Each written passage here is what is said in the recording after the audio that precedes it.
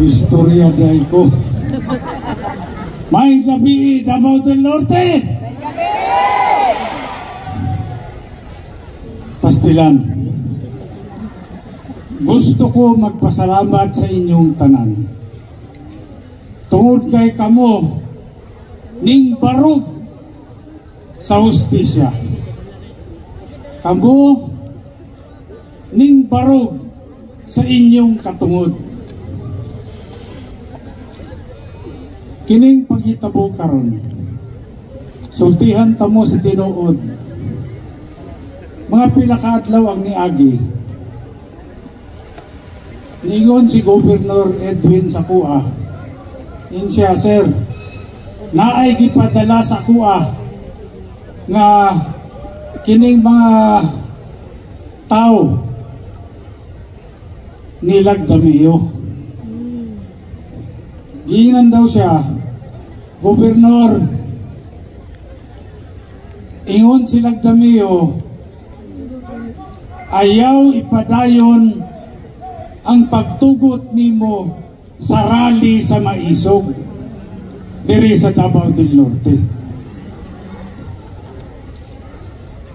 Ang tubag ni Gobernador Rubahib, ingon siya, nakabuhi nako og istorya. Ning tugot nako, ingon siya, ako wala ko'y pwede nga kanang sa Tagalog pa ipagmalaki. Wala akong pwedeng ipagmalaki. Wala akong narating pwedeng ipagmalaki na mataas na antas ng karunungan. Wala akong pwedeng ipagmalaki na sapat na kayamanan. Wala. Sabi niya, ingon siya,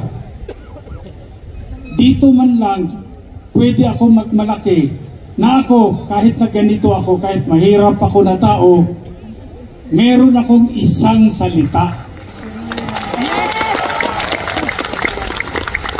Mauto, kaingon ni Governor Rubahib, nga human na iyan ang na-deliver ang mensahe.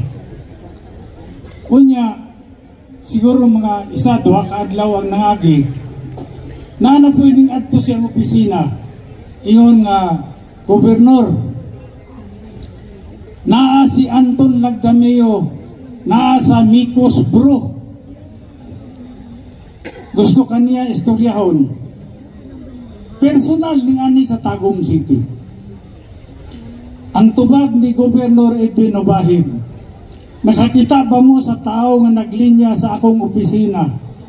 Kana alas 6 pa lang sa kabuntagon, naana diha naglingkod, naghulat. Tungod kay naanay mga problema nga giatubang.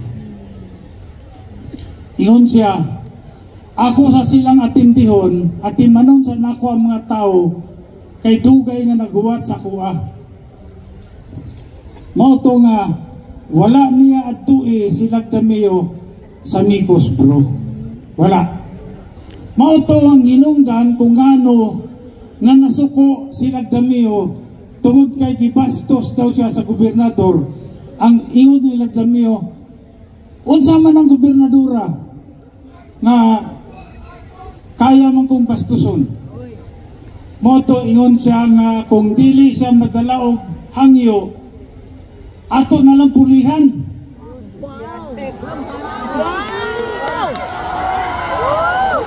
Mauna mga igsoon ko ang kamaturan kung ngano nga ilang gipangitaag paagi si Gobernador Edwin Rubahib aron masuspend kani ang nag-issue sa suspension kining Executive Secretary na si Lucas Bersamin. Yung kung sa may iyang katungod nga appointed lang gani siya, di man na elected official. Appointed lang na ang gitangtang elected official nga maoy gipili sa katauhan sa Davao del Norte nga mamahimong gobernador. Pastilan, ingon lagi ko, maayo unta kung ang gipuli na OIC kanang opisyal na kinasing-kasing mutabang sa katauhan. Ang problema, ang gipuli pastilan. Kaingon na ko nga AX lang ang kawaton. Karon hasta ang bangko sa gobernador gikawat na.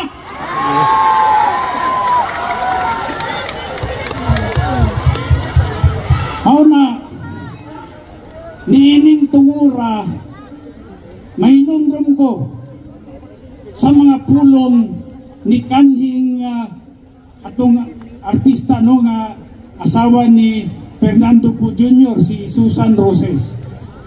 Ingon siya,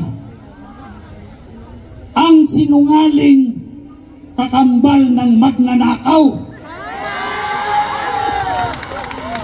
Mauna si Vice Governor Oyo Bikawat Uy.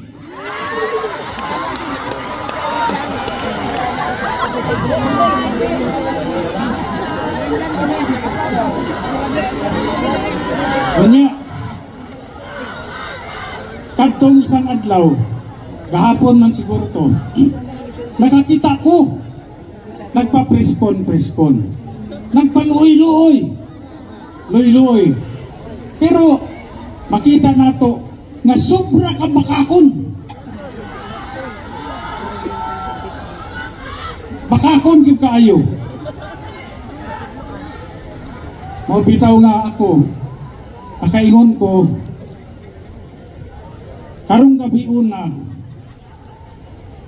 mangayo ko og pasaylo sa Ginoo. Mangayo ko, kaya naman, akong namatikdan nga ang Davao del Norte gisilutan sa kahitasan. Sukad-sukad, wala makatagamtam ang atong probinsya og baha nga hilabihan gyud kadako. Sukad-sukad, ang Davao del Norte wala makabaton og bisi gobernador nga hilabihan pagkakawatan. Karon pa gyud. Mao na kung nakasala man ta, Ginoo pasaylo ami. Ug hinaot paunta na imong ikapon ug may mayan ang tagsa-tagsa namo kakasing-kasing nga unta kining pamilyaha dili na makabalik ug kupot ug katungdanan sa Davao del Norte.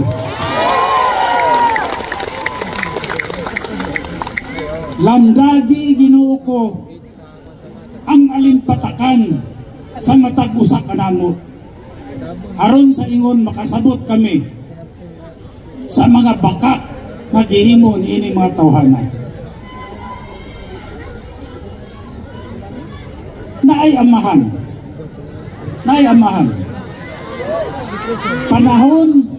Panahon sa kampanya ang sulti sa katawhan, maluoy kamo sa kuha, ibalik ko pagka-mayor sa Tagum.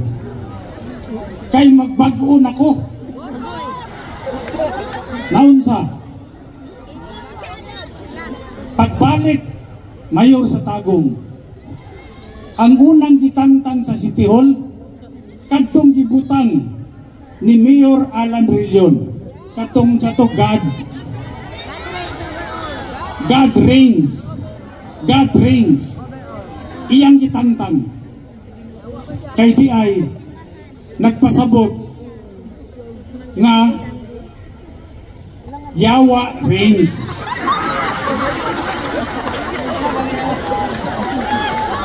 Paglingkod niya pagka-mayor sa takbayan sa Tagum, kung sa gihimo, tanang checkpoint kitangtang.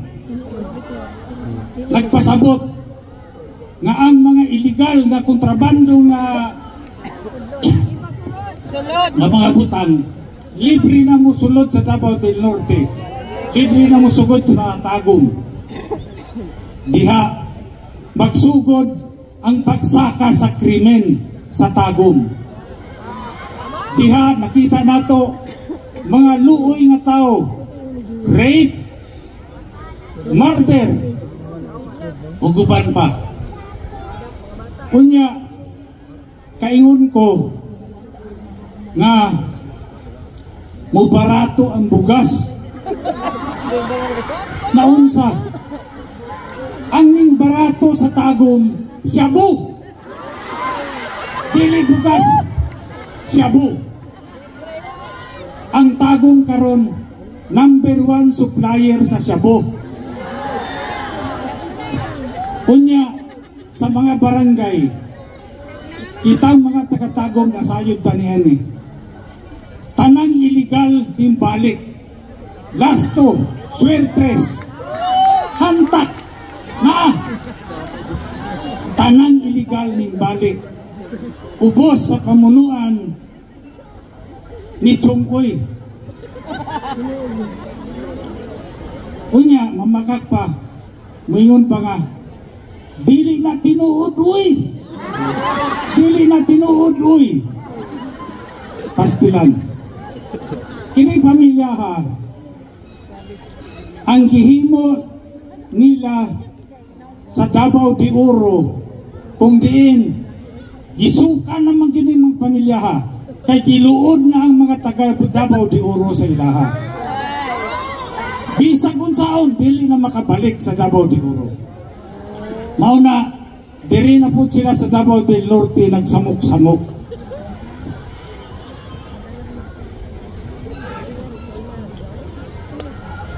Pastilan. Dako-dako yun siguro taksala. Kay gisilutan man ang probinsya sa Davao del Norte. Apan unta, pasayloon ta sa Ginoo, kay base yung pag-abot sa eleksyon, maatik na punta.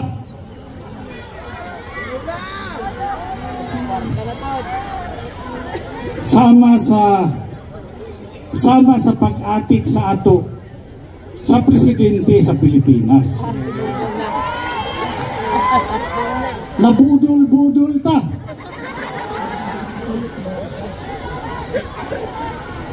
Isgutan nato na ako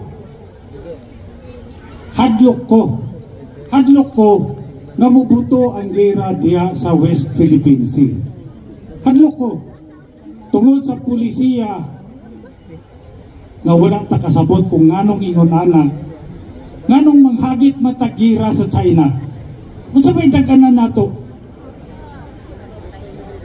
pastilan, luoy kayo, kanang ato ang Coast Guard, kanang ato ang military, they will be massacred. Mapitaw karon, manawagan ko, mohangyo ko sa atong nga igsuon ng military. Naaman mo karon sa tagsa-tagsa ninyo kapanimalay, Domingo karon. Mohangyo ko, bisan og 5 ka minuto lang. Sud-o nga pag-ayo ang inyong mga anak na nagdula-dula. Sud-o nga pag-ayo ang inyong mga kapika sa kinabuhi. Unya, huna-hunaa, nga kung mubuto ang gira magkagubot, kamo magyoy na sa tubangan, ipaon manggid mo dito. Huna-hunaa, kung mawadan mo kinabuhi, unsay kaugmaon sa inyong mga anak. Unsay kaugmaon nga giatubang sa inyong pamilya. Luoy kayo. Dili kaya sa gobyerno suportahan ang inyong mga anak.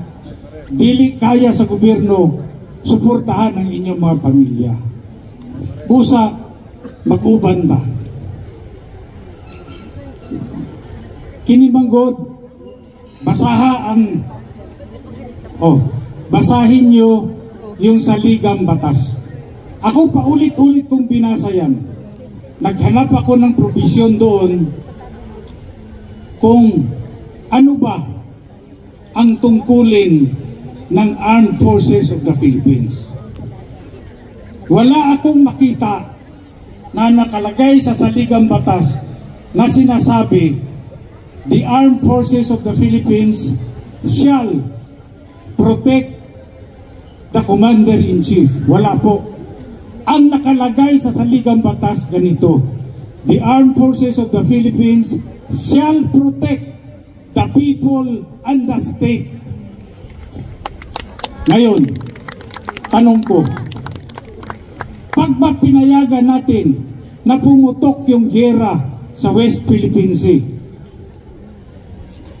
yan ba pinrotektahan natin ang taong bayan? Yan ba pinrotektahan natin ang state? Hindi po. Pag sumabog ang gulo sa West Philippine Sea, there will be countless of dead bodies.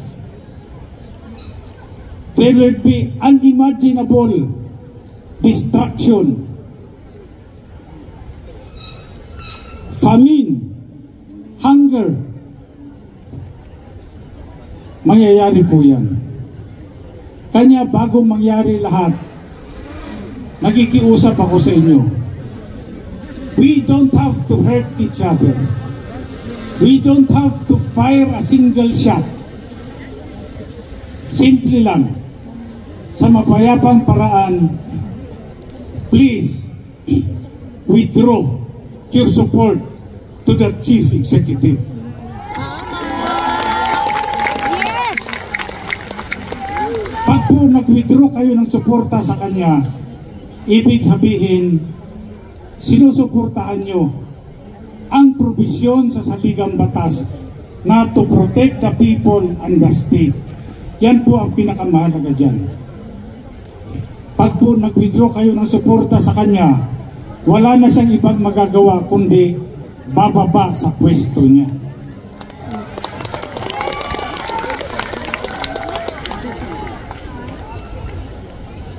Gusto mo manaog si Bobo Marcos?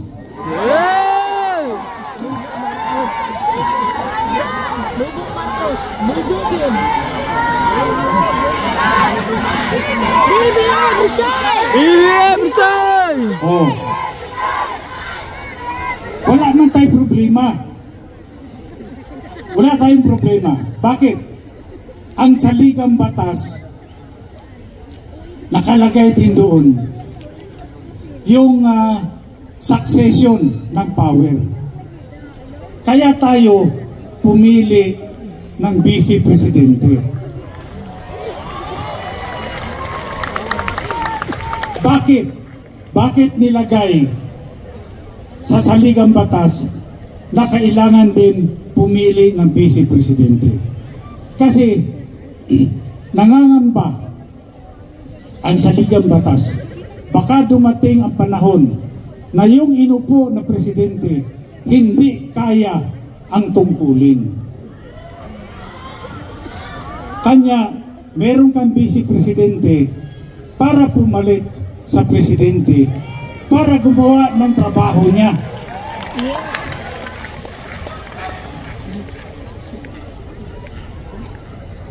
Kanya, tayo, pasensya na ha, magtagalog lang ko kay para makasabot tong mga Taga-Luzon.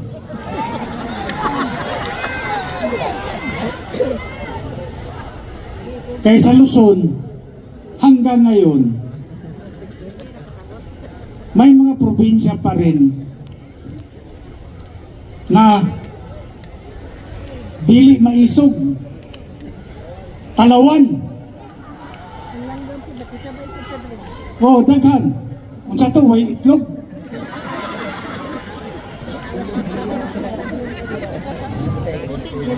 Oh. Way itlog.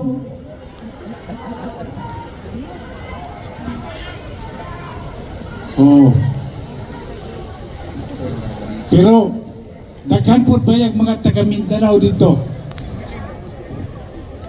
na dito na nagpuyo. Teka, marami rin mga Bisaya doon.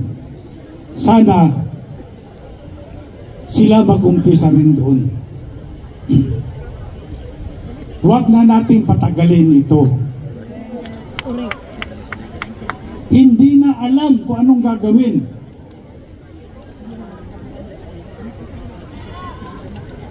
Kawawang kawawa na ang taong bayan.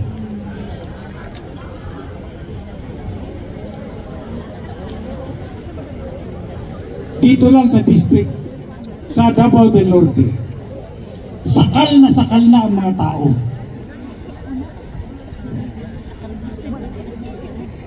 Sa first district lang sa Davao del Norte, infrastructure projects. Dahil nga hindi ako sumasama sa kanila. Hindi ako sumusunod sa gusto nila. Anong ginawa nila?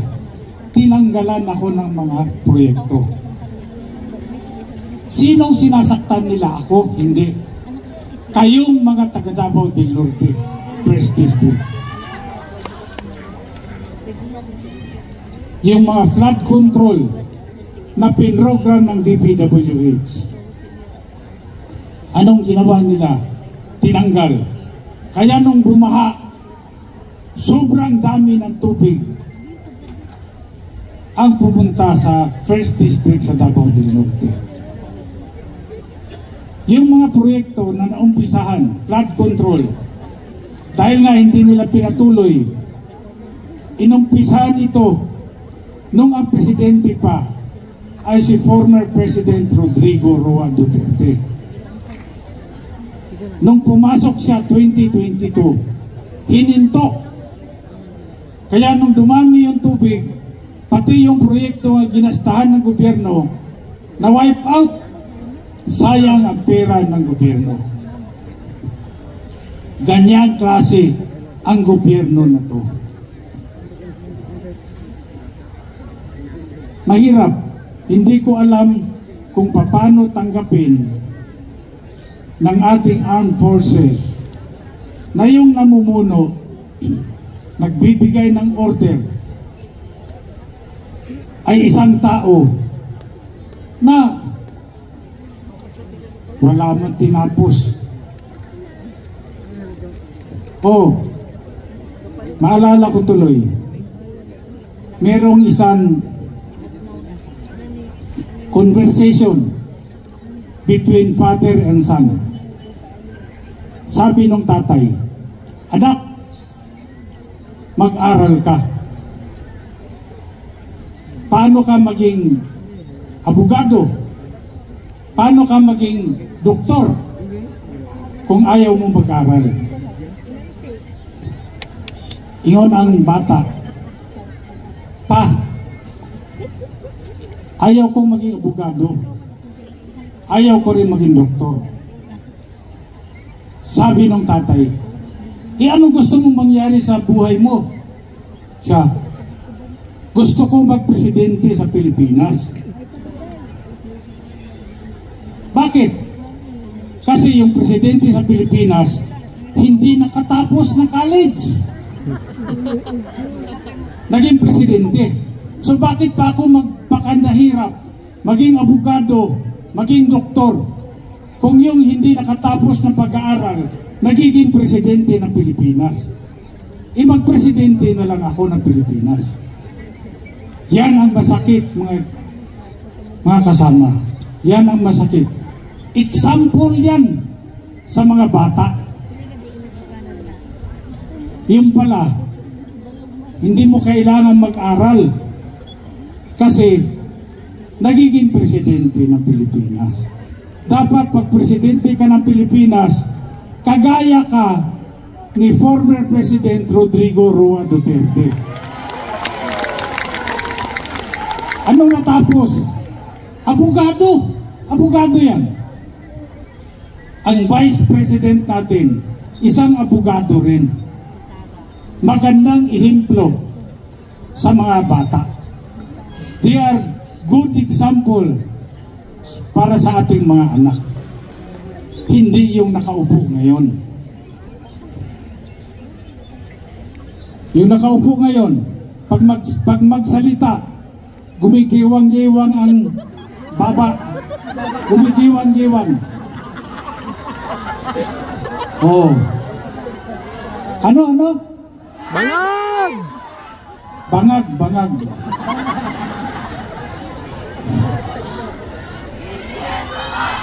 BBM Bangag! Tapos, B hindi na nga marunong, kumuha pa ng special assistant niya to the president. Isa pang bangag! Yeah! Ang dami yun. Anton. Oh, Bangag. kayong mga taga-distrikto, saan yan taga-distrikto? Davao del Norte. Nadre, oh. Napansin nyo ba yung Anton Lagdameo? Ang manireceive niyan pag ganyan. Sige, ganon. Bakit? Tumutulo yung sipon. Palaging tulo ng sipon. Walang hinto. Kasi nga, sige magsingot. Sigsimot. Mauna na, daot na lang iyang dire. Ilong. Ang sipon, di na muundang og tulo. Nga, sige na po sa kambyada pataas. Ikaw mga igsoon ko, uspon ko ha, daghan yung kayong salamat sa inyong pakikiusa ni ining gabiuna. Pagbiada pa to. Once again.